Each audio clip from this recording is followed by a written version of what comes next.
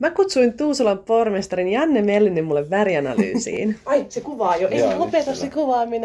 Jannelle sopii parhaiten pehmeän syksyn sävyt, eli murretut värit, hennosti lämpösät, lempeät, medium-tummuiset. Neutraali ruskea on hänelle parempi kuin tosi lämmin. Talven väreistä tulee kalpeutta kasvoille. Liian lämmin oranssi tuo vähän keltaisuutta.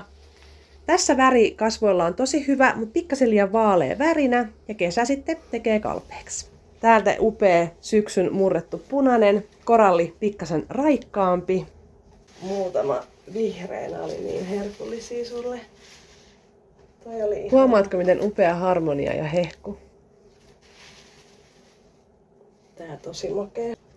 Kesä liian vaalea ja haalea, talvi liian kirkas ja viileä, kirkas kevät liian kirkas, pehmeä syksy ihan täydellinen. Kiitos tosi paljon Janne, että tulit.